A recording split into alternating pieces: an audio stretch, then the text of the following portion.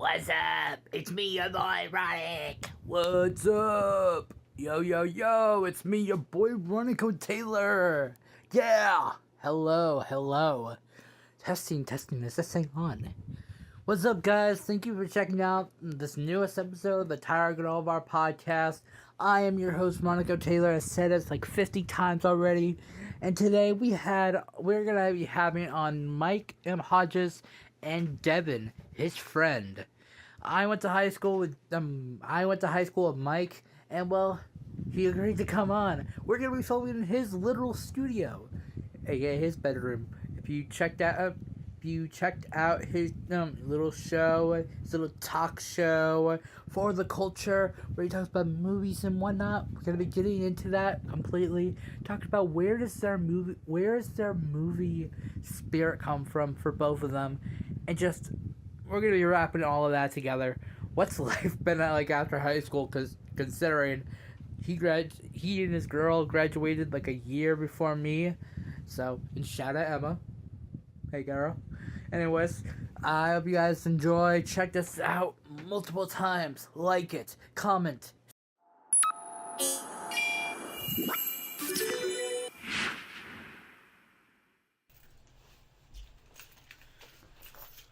Alright, just to be clear, these are both on. Yep. Okay, Both of them are rolling. Would you rather have headphones or are you good? Nah, I'm good. Sweet. Whenever you're ready, then. Okay. Well, hi.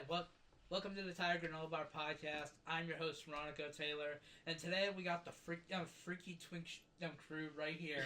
Oh man, that's a throwback right there. Well, welcome guys. Thank you for coming on the show.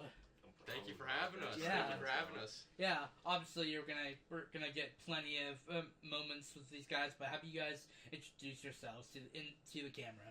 I'm Mike. I am one of the lead creators with For the Culture Productions. And here's my buddy Devin. What's good? I'm Devin Anaya. I'm a script writer and an actor, and I help around behind the scenes a little bit sometimes. But yeah. So you just kind of you're just a helper, but but you do this. So you are the actor, or I've acted in quite a few. Don't let him sell himself short. He's our best actor for sure. I've acted in quite a few of our short films. I've written a few scripts.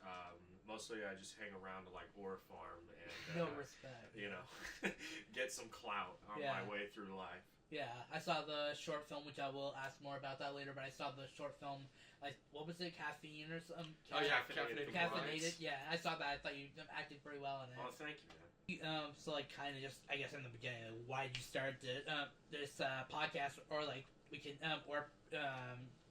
podcast or like short film in general? Like why did you start it? Let's just start the podcast actually. Like why did we start doing the film? Yeah, like podcast? Was it just because like you guys are both into like filmmaking and then like podcasting? They all kind of work together. Or what? Yeah. Devin and I have been working on short films and video production for a long time. We met through Tyler in high school, and we were in the film and broadcasting class together. So we've been working on projects for a couple of years now, and we wanted to kind of get into doing a podcast, but not something super just generic podcast with like minimal editing. We wanted to try to make it more like kind of like a film talk show, and I feel like having a talk show is a good way to, try to connect with the audience a little bit. And then we also had the idea of having it kind of be a way to put out content a little more consistently, because on our filmmaking channel, because it's mostly short films and those take a while to make, there's not a lot of stuff on the channel. And whatnot. Yeah, there's not a lot of stuff on the channel. So I feel like having a talk show where we can, just kind of voice our opinions on film and talk about all the new stuff going on in like the local scene and all that is a great way to not only promote ourselves and our friends and put everybody on, but keep some nice consistency to the channel. You really threw him out the window with the editing part. Oh, but like, so it was just kind of consistency that you mainly started it up, or like, what keeps you like kind of?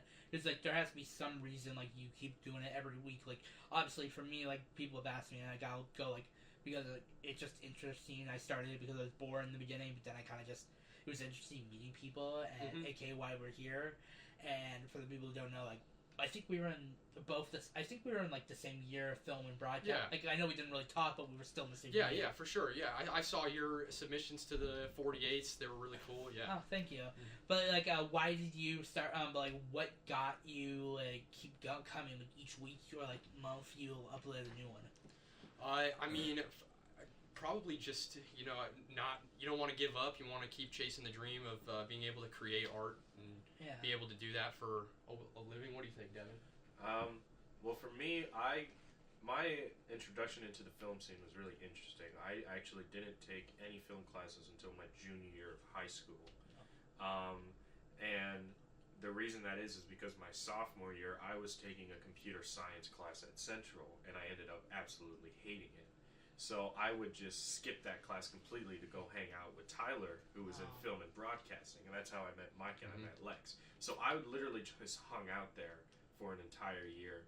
I wrote scripts. I got introduced to the film scene, and I was like, this is awesome. It's a really film is a really really cool creative output, and like I was like, dude, I can create something here, and I can put my vision on screen and on paper and everything. So you kind of third wheeled the program. Oh yeah, big time. And then junior year, I officially enrolled in it, and actually was, I got chased out of that class my sophomore year by Johnson and Mr. Coleman, because they were like, listen, man, we really can't have you being here without being enrolled here. So I got chased out of that class all the time, and then I officially enrolled. And I took both filming and broadcasting for a little bit, but I really fell in love with the film aspect, like creating a world in my mind, putting it on paper, and then recording it and being able to put it on screen. It was really really cool.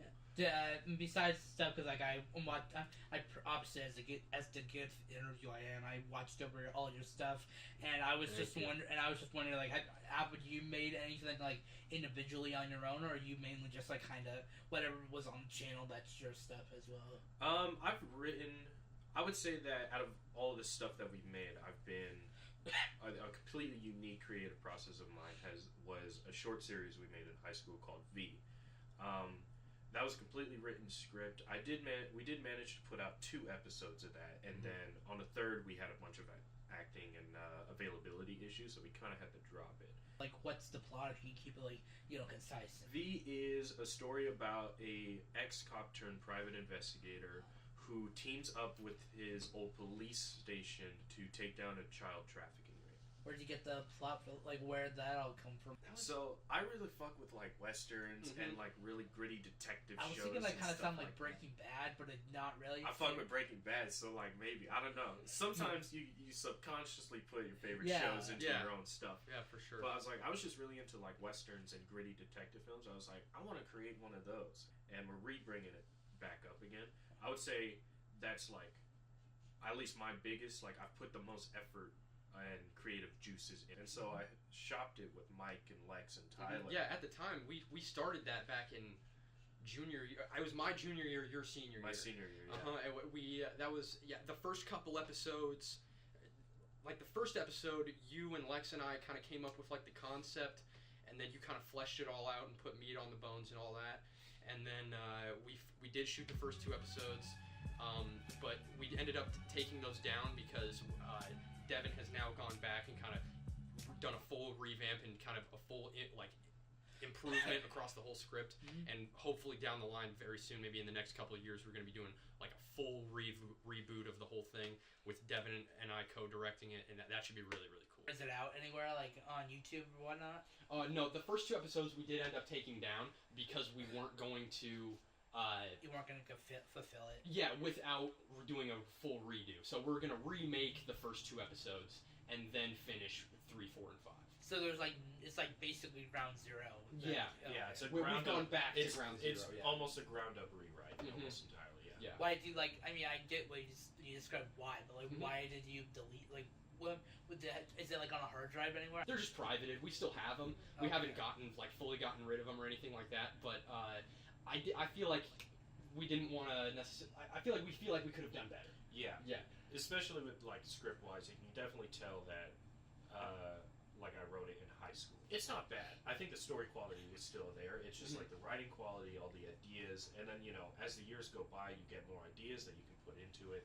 So we didn't want to just like do like have 1 and 2 and then come out with 3 years later where we all look older. The script improves drastically, so we were just like, why don't we just do a ground, like just scratch it all, start from 1 again. I was gonna ask this before, but I think you brought it up. Like you kind of improved since you were in high school.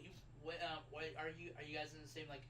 I guess I'll just say grade, college. Devin graduated a year before I did. Oh, so you're a junior and he's are you a senior or what? I'm technically a Could you sophomore just- in And I'm college. still technically a junior in college. You dropped out Of college? because you said you technically are, and you said he graduated. So. I graduated high school a year before him. Oh, I meant in aren't you guys in college or something like? Oh yeah, I'm in college. I mean, not for film, but I am in college. Okay, I'm just a junior in college. Okay, because you said technically, so I was thinking like, did you mean like you dropped out or something? No. I was like, Which I don't I'm care like about, yeah. sort of, kind of. It's like between junior and senior. No, but I get it, forget. yeah. Life is life is Life is crazy life. like that. Yeah, but I was gonna ask, like I probably said this before, but I was gonna mention this later on. It was more like maybe a second to last question thing, but I figured you guys were kind of saying like how you guys improved, and like I feel everybody's kind of I'm improved since I was like a freshman. God, those are horror shows to rewatch my old stuff, even podcast wise. But I was thinking like when I was looking back at your old stuff, like Best Friends Forever. Yeah. And like that was That's a obviously very that was old like one, when you're a yeah. sophomore or something like that. I was in 8th grade when I made that. Jesus. Okay. So, but like when I was looking back, I was as well looking at like some of your 48 film projects. Like, do you think like when you what's the when you look back basically, what's the thoughts of that? Because like I said, I don't. I mean, sure, I watch them, but that's only for family and whatnot. So, like, do you have any thoughts of like, oh, this is cool? You get like ideas of like, ooh, I could fill that in, or like, do you just, I'm not going back there. I feel like you can. When I look back on my old work, I do feel like there is stuff that I definitely have improved on. Like with Best Friends Forever, I think that stands out as one of my best like early projects, just because there isn't any dialogue for kid actors to fuck up. It's a silent film where Lex and I just kind of came up with a very bare bones story, and we're able to just kind of do some cool things with the cinematography. Yeah, cinematography. He did great. It was awesome. Yeah, Great. That was like that's a beautiful short film.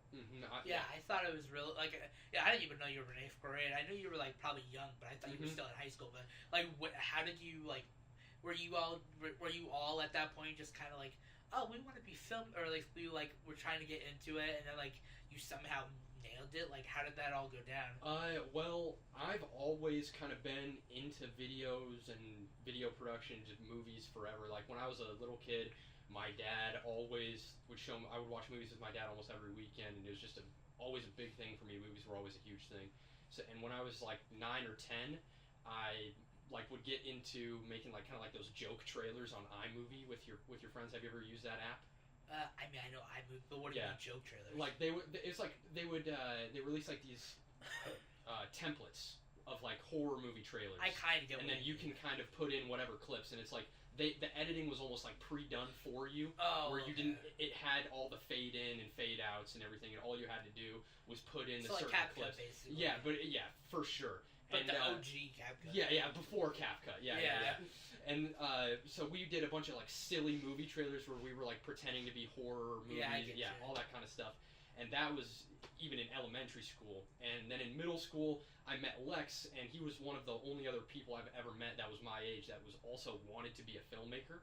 So we kind of immediately connected there, and right off the bat started making short films, and that one we submitted to a film festival. That was the first film festival I ever submitted to. One thing I do remember is like, and I mentioned this at the 48 hour, like my it wasn't, I don't know if it was the thing that got me into it, but I know like when I was in like probably 8th grade, 7th grade, back when it was around COVID time, that's when COVID broke out. I was thinking like I would always watch Zach King, and like or he would do all these cool things. He would kind of get his magic, and like I didn't follow that, but it was like, oh, that's cool. And then when he was like, that's cool, I thought that was, you know, I liked the way he did it and whatnot. Yeah. But then when he started doing, like, the little challenge, you remember those challenges he would put out where, like, each month he would make a little, like, best the ones every month, and he would kind of reward them or something, send you, like, a pin. I never got them, of course, I sucked, but I was thinking, but, like, that's, like, around the point where, like, you know, it was just, that's kind of what got me in a slight idea into it. It was that, like, you said your dad, and that's kind of like, I also agree with my dad, me and my dad probably bond a little bit with movies and whatnot. Yeah. Is that kind of how you got into it, or, like, what's the story in general, you think? Yeah, for sure. I mean, like, there's so many, like, movie franchises and stuff like that I feel like I've known about since I've existed. Like, Star Wars. I don't remember learning about Star Wars. Yeah. I've always known what Star Wars is. And, like, same thing with, like, Marvel and all those characters, and, like, even, like, some old, like Kung Fu movies. Like, I would watch, you know, Crouching Tiger, Leaping Dragon, or, like... Kung Fu Panda. Yeah, Kung Fu Panda, for sure. Yeah, for sure. Yeah, there's just so many movies that, like, I don't even remember the first time I watched them. They're, like, ingrained into my psyche. And one of the reasons I love film so much as a medium is I feel like it's the culmination of so many other artworks and, like, so many other forms of art, because, you know, it's music, acting, writing, photography, everything, and it all goes into making one piece that is like a whole experience for somebody, and I think it is a really special thing, and it's a really powerful thing too. Even though you said that you don't, like, you're not, like, you weren't originally in the movie idea, but then it kind of became a thing for you. What was your thing beforehand? Did you have some kind of connection to that, or was it just kind of hidden? Film, not specifically. I mean, we've all like watched films growing up, Yeah, obviously. But like, I never had a specific connect to film. My thing was music. So I've played drums since the 5th grade. Like, it's all I remember playing, like, up until I graduated high school. And I always loved movie scores. Especially, I think, like, the first time I ever, like, truly listened to a music score was How to Train Your Dragon, because Hans Zimmer has some bangers on He that. never phones it in. He never phones it in, and I just remember, like, I was obsessed with that movie, like, hard. Like, I just loved the score and the story, and I guess that was, like, my first ever, like, wow, film is an amazing thing. And this is, like, and again, I never pursued that. I was just kind of into music forever, and then through Mike and Lex and Tyler, I learned, dude, I can create my own world here. And I guess, like, that sort of creative, like, juice has always been in me, but it was never honed until, like, my junior and senior year of high school. Yeah. One thing obviously we could, I think, even every movie maker or filmmaker, whatever you want to call it, they can agree on, is that, like, it really sucks when you don't have, like, real, like, actors, and, like, you have to kind of, like, okay, so do this, and then they were crappy, and, like, especially, like I said, no offense to my uncle, but, like, we were both, like, really nitpicky, you know, like, we were both in that moment, you know, like, we got into quite a fight. At least he said that at least you're doing a good job if you're an asshole, so I'll give him that, but I'm thinking, kind of move forward, getting off track, sorry. What do you do differently now, looking back? Like, what do you think that we do better now than we did before? Yeah, like, obviously we've all evolved. Like, I'm not gonna give an example, but like, when you're looking back, you're obviously, like, I was looking back, like, if I can give a small example of mine, like, sometimes I'll look back at, like, my short film, the very first one I did for the 48 hour, where it was, like, a kidnapper or something, I did with one of my old friends, and, like, I was thinking, oh, I could steal this in. Maybe we should have, like, actually took Snap. I don't know. I can't give an example, but I have in my mind, like, oh crap, I could have just done that. Like, feel that way with anything? Yeah, for sure. I would say that, like, I mean, looking back at old projects, even like Best Friends Forever, the acting, like, even though we're not talking, the acting still could use some work. And I feel like a lot of audio for sure. I feel like if you go back and you watch like Kids These Days or one of our earlier short films, we've gotten a lot more proficient with audio equipment and mixing and all that kind of stuff, with how skilled Tyler is and that kind of stuff, and how good Lex is with that kind of stuff. So I feel like with audio and cinematography as well, and I feel like just almost every technical aspect, it's you're bound to improve if you're doing it over and over and over and over. You know. I mean, I don't know any of the like background camera equipment, light equipment, audio equipment. I literally have absolutely zero knowledge of any of that. But as an actor, I don't know if this is like anyone else out there, but when I act and stuff and I rewatch it, I cannot help but cringe. And so even our last 48-hour film project, Avarice, like it legit took me a year to finally be like, I did a good job there. Yeah. Like looking back as an actor, it's just like, ugh. Yeah, I feel that for sure. Even like the short scenes that I'm in kids these days, they get cringy to watch sometimes. I know you're not in it, but I'm just curious. What's your view on this? Since you're kind of in the room, just curious. Like with what Mike said, we've gotten a lot better at the whole post-production, and then also the planning. Yeah. Like we'll plan for everything sure. ahead. For sure. We'll make sure we have everything, and we know what we need now that we've done it so many times. Yeah. With like actors and equipment and checking the weather and the locations and every little detail like that. Yeah, pre-production. I completely forgot about that. But our pre-production has gotten a lot better because I like with the film school that I'm in right now. I'm much more competent doing things like building lighting diagrams and lined scripts and all that kind of stuff to get ready beforehand because it makes shooting so much easier. Because I mean, like, and when you don't do it, you don't really think about it. But then once you do that level of preparation and you have a shoot where everything's just ready for you, it is the smoothest, nicest thing ever. Would you be willing to look back at one? Yeah, for sure. I'm just gonna move over. Yeah, sounds good. I figured we could just, Yeah. I'll send you back. But I was wondering if you'd want to compare and contrast on one, For sure. on your older ones and.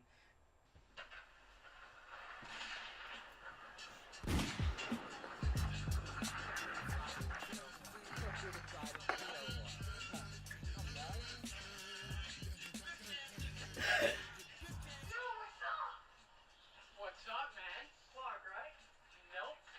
Kyle. I knew that, man. I'm just fucking with you. I know. Anyways, so the reason I came here in the first place. I can see why you're crying a little bit. Okay. Shit's gonna be bitchin', dude. Y'all should come. Y'all should definitely come.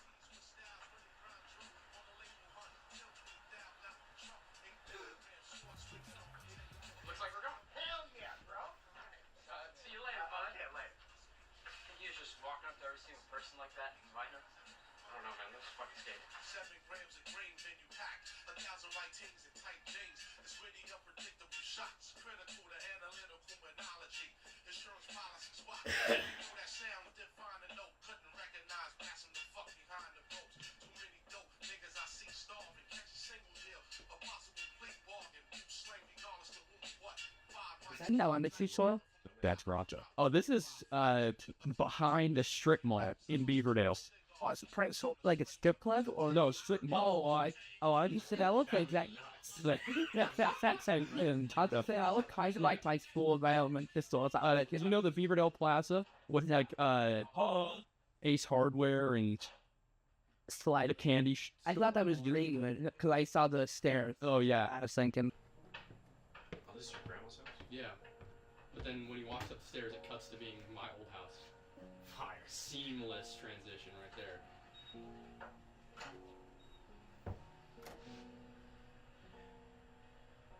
Camera work is actually really good, considering this is like your first one.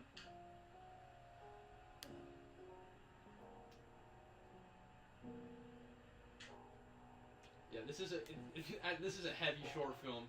Is it about depression or what's it about? It's about each character is dealing with their problems in a different way, and then like for example, This character is struggling with substance abuse, and another character that we'll cut to in a moment is struggling with like relationship issues. Yeah. And we show kind of how they're each struggling individually, but then as friends, they can kind of come together and help each other through their issues. It's kind of it's a short film about making sure to reach out to your friends, don't isolate yourself when you're feeling down and things like that. And when you need help, make sure to ask for it. Yeah, for that's kind of hardcore. Yeah, this one we came out with in sophomore year. Oh, So you got it, but you didn't. But you made it 8th grade, but you didn't create it. Oh, the best friends forever. That one we did in 8th grade. So this one, kids these days, we did that in sophomore year. Yeah, November 2021 to 10 minutes. This is actually our second short film. Oh, I thought I just saw it. I thought my bad. But No, it's all good. Yeah. still. Your use of lighting, even way back then, was great. Like, this is lighting awesome. Yeah, Lex was really good with the lighting. And these are cheap lights too. These are cheap ass Amazon lights that he's using. Man, if you went back to like when it was probably like I made one I have one that I could that like I made one my freshman year and God it's crap. I didn't know how to storyboard and everything. It was, Yeah, I feel you, dude. Everybody gets better with time. yeah. Every character has their, or at least so far, every character has their, like, specific color. Who was did you make the whole, like, did you kind of direct the whole thing, or how did this all go down? Yeah, Lex and I, we kind of co-wrote and co-directed the whole thing, and Lex did most of the cinematography and stuff like that, and I did most of, like, the producing, if you will, like the scheduling, locations, all that kind of stuff. But we definitely kind of co-wrote and co-directed it. We wrote this script together in about a month and a half. Let's watch like the newest one since I wanted to compare and contrast since we since we get the gist I think in the most nice way, you know. Yeah, for sure. Caffeinated Compliance. Let's just watch the Caffeinated one since it's the newest one. Like maybe like 2 minutes of it or something like that.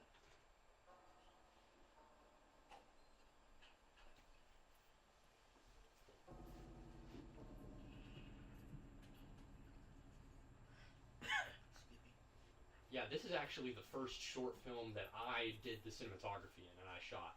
And this is the one that you're actually Yeah, I think like besides podcast that's like what you are like shown in for like the first time I believe, right? You were in Avarice before that. I'm in Avarice, but I played the zombies in Oh, Avarice. that's maybe why I don't Which was recognize you. oh wait, what am I talking about? Sorry, Memento that was Mori. Memento Mori. That was our 48. That I'm pretty sure that we did when we did the moment or the Yeah, 48 at the same time. I think my first one, yeah. Yeah. That one it was like more of a zombie short. Devin played the zombie. I played zombies 1 and 2. Both zombies. Respect. Yeah. If you ever need help, I'm probably looking to do the next one, but I'll. Yeah, for sure. I'd love to work with you. Yeah. I was stupid. I was almost gonna do it myself if I couldn't do it. Oh, that's a challenge. Like was almost gonna do exactly everything my own. Like maybe like have somebody else film for me and then that's it. But after even filming with somebody else, like I had like 3 people helping out. You know Ronan. I think he was a part of your band or something. Yeah. Oh, Yeah. He helped like film, and even that was just like. And obviously, I'm not gonna give my uncle all like. You were the worst, but like it was just a challenge altogether. So I'm glad I'm glad I was able to get like 3 people together and just like, okay, let's whip this thing out and get it in. It's a challenge with the crew we had. We had a crew of at least 10. Yeah. Damn. Yeah. I was like, yeah, we had a crew of 10. We had 3 writers. We had 2 people behind the camera. We had 2 actors. We had a big crew, and that 48, like, it's tough. What are you doing, Joseph?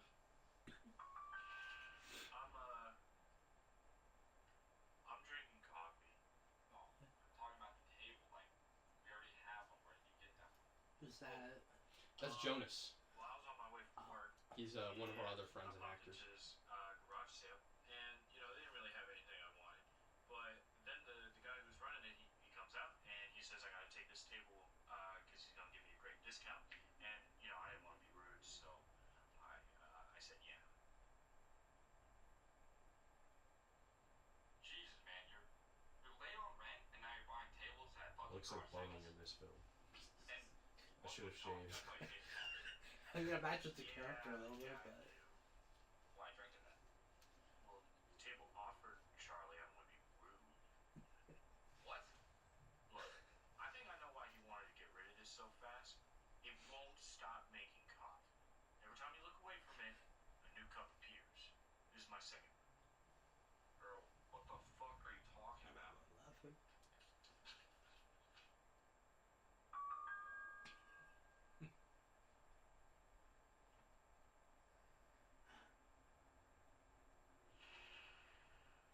was thinking is maybe add like footsteps, you know. Oh yeah, you can hear those. Just it feels like weird. You need to stop being such a fucking pushover. Like, some old Easy fuck goes. convinced you to buy this stupid ass table, and you bring it home on foot, and now it's convincing you to drink your least favorite drink, and you're just gonna say thank you? I don't wanna be rude, Charlie. For fuck's sake, if this table isn't gone by the time I'm out of the shower, I'm gonna smash it over your fucking head. Absolutely shameless Kenset plug. Oh, I didn't even realize that. Yeah, that whole This, wall is covered in Kenset Yeah, this posters. takes place in my apartment, and that entire wall behind me is just plastered with Kenset Ah. posters. Listen to you, but, you know, Charlie's right. We don't need another coffee table, you know?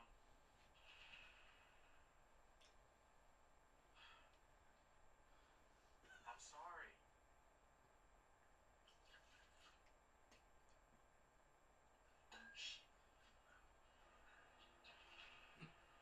Dude, it's an absolute miracle that no one walked in on us doing this, dude. I would have just walked away.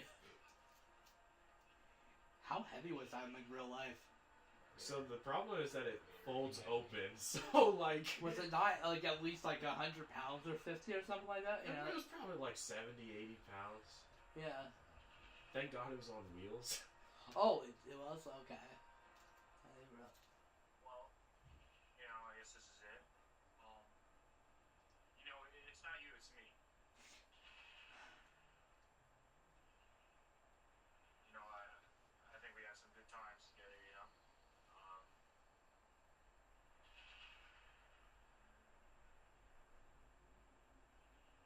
Don't make this harder than it has to be. Come on. Don't do all that. I like the color red.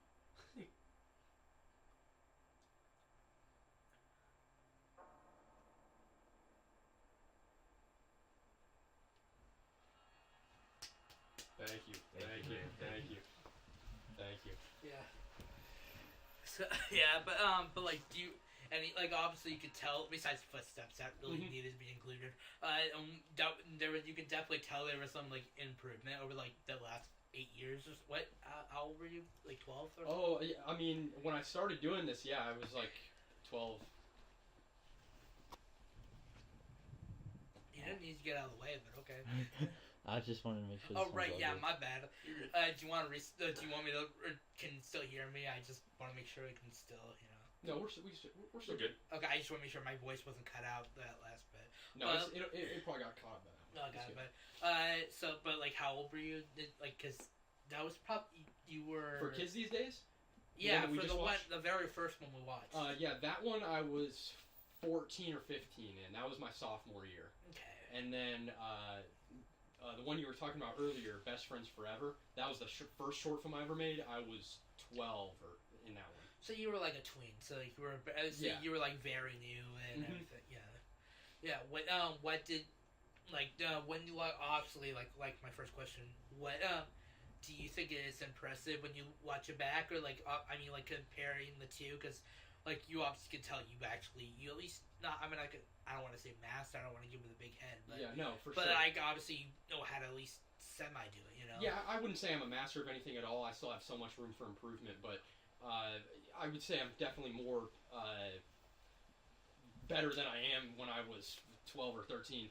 I a lot of that comes with equipment and just knowing how to use it, and you know, like the film and broadcasting class that we both took helped a lot with that. Yeah. Being in film school now helps a lot with that. So I mean, I still have so much room for improvement. You know, color grading and editing and all that stuff is super complicated. There's always stuff to learn. Yeah. So, you know, I will always be a student of the craft. I don't think anybody will ever be a perfect filmmaker, you know? Not even the Yeah. best filmmaker in Exactly. the world. No, I think everybody has room to learn or room to improve.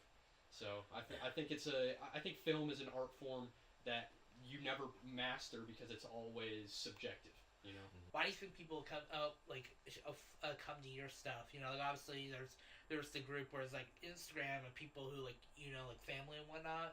But then there's probably going to be at least a small group to like, hey, this is interesting. You know, I'll click on it just a little bit. You know. Yeah, those are the people that I would love to watch our stuff. You know, I would, and the thing that I want to kind of build with our For the Culture stuff is, I don't ever really want it to feel like,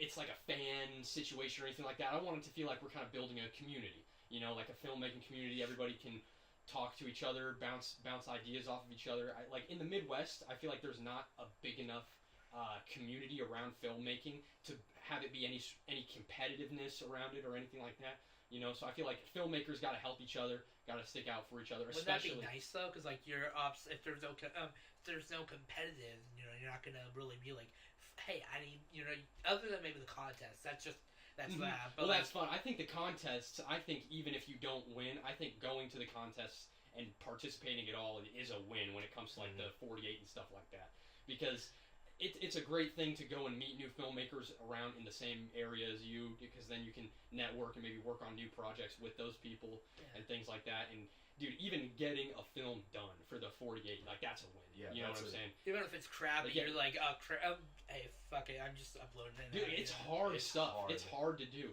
Like getting a finished product for that, like that's a win. And I would even say for most film festivals, even just getting selected to show there, even if you don't win anything, that's a great thing to meet new people. It's a great way to try to grow in the filmmaking community. Yeah. And kind of like I was saying with our talk show and the stuff that we do, I want to kind of build as much as I can a bit of a community around Midwestern filmmaking, because it's not the biggest place in the world for it, but I feel like it can be. There's still a lot of creative voices to be heard around here. You know what I'm saying? Yeah. And then like competition wise, I think, at least for me, I'm just always trying to be better than what I was the last time we did the competition is yourself. Yeah. Yeah, you just want to improve, yeah. Have you guys gained any fans over the last few years? I mean, we have a small little subscriber count, but you know, I don't really view them as like fans. Would you say? I just think. Oh my god, it's my Yeah, I don't think that's really. Yeah, I don't think we're gonna get recognized. I don't think that's really how it is. Some little kid just pulls up saying, Mandavani? No. oh my god, it's for the culture. If that happens, like if I'm recognized I'm for running. caffeinated compliance on the street, I'm gonna get like the biggest ego boost I've ever had in my life. Yeah, I the thing that I want to do is just have film just be bigger in the Midwest. You know. Yeah. I don't really want to have an ego around it and be like, oh, I want to be famous for this or whatever. I just want to have filmmaking as a art form and as a medium be a successful way to make a living and express yourself living around the Midwest. When with like obviously you can, I mean you're on TikTok, right, and stuff like that. You're social media. I used to have TikTok. I did uninstall it. Damn. But I'm big on Instagram. I'm big on Instagram. I was thinking like recent, maybe it's just following, because I know the algorithm always, at least what I'm told, is like it'll update the weather and you'll look it up and stuff. And maybe it's just looking up Iowa and some stuff, because I feel like I'm the person who, like, you know, if I'll ever move out, I'll be like, oh my god, they're like, you know, when you look at a movie and they'll have an Iowa in the back, or like a t-shirt, and you're like, I'm from there, I'm the real, you know, like, you're not, even though you don't like it, you deep down know. Yeah, you gotta represent. Yeah. I'm thinking, do you think that's, with Iowa's becoming, like, bigger and bigger, like, on TV and, like, whatnot, like, you'll see more representation of it? Do you think that, with you saying Midwest isn't really, like, that competitive-wise, do you think there's any bits of that still there? Like, competitive, like, Iowa's becoming bigger and Midwest, you know? I don't agree completely on, like, it's not competitive. Do you still view it that way, or...? I think I'm comparing it to places like Los Angeles or New York, where art and filmmaking and places and things like that in those areas, something like that. Yeah, they're huge. There's huge industries there, like in Atlanta, in LA, in New York. The industries are huge in those areas. But I mean, like in the Midwest, there really isn't that. You know, so there aren't huge production companies looking for talent and things like that. And I feel like there is a gold mine of talented, creative people here and I feel like Iowa becoming a bigger thing, like you're saying, Des Moines becoming a more populated city, getting more representation. I think that's a great thing. I think that's a great thing for any artist living in Des Moines, any filmmaker, any aspiring filmmaker or photographer in Des Moines or anything like that. Getting more exposure and more people coming to the city and just more popularity to the city in general, I feel like that's a fantastic thing.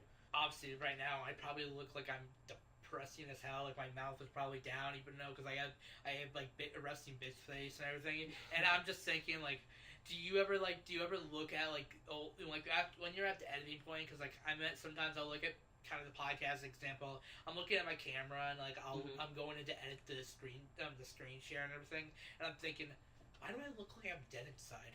And do you ever think that you think maybe you're smiling and then you're just like that or something like that? Yeah, sometimes I feel like, especially when we're doing our talk show, there can be parts where I look deep in thought and have a silly ass face or something that. Yeah. And sometimes I don't take it too seriously. Sometimes maybe I'll if it's a friend, I just had a friend of mine who literally volunteered to come on, and so I goofed around. I said when they said yeah, I just said I do not. I put captions. I do not care. And so it kind of you can play around sometimes. Yeah, for sure. But do you have any vibes on what's any future stuff? We kind of talked about, you kind of talked about what's different, how you've evolved, but what's going on in the future? You just put out the newest episode. Is it an episode or a video, or what do you want to call the podcast? Yeah, it's just episode. Yeah, next episode of our. That's how I just call it a TV show of mine. So that's that. Yeah. What's the newest vibe? Do you podcast or video or whatever you want to call it? What's coming up next? Yeah, I mean, you're gonna do an episode of our stuff that'll be coming out here soon. Next month at least. Yeah, for sure. Our talk show, we tend to just talk about movies coming out recently, anything that we saw recently that we feel not even strongly about, just anything. Yeah, just kind of anything. Sometimes I get heated on the talk show a little bit, but But yeah, I mean, in terms of short films and stuff like that we're working on, we're in pre-production on a script that we finished back in high school that we never got around to shooting. But we're now getting some costumes and stuff like that ready. We're gonna try our hand at a bit of a smaller kind of fantasy short film. We're thinking about doing something kind of a little more out there than what we have done.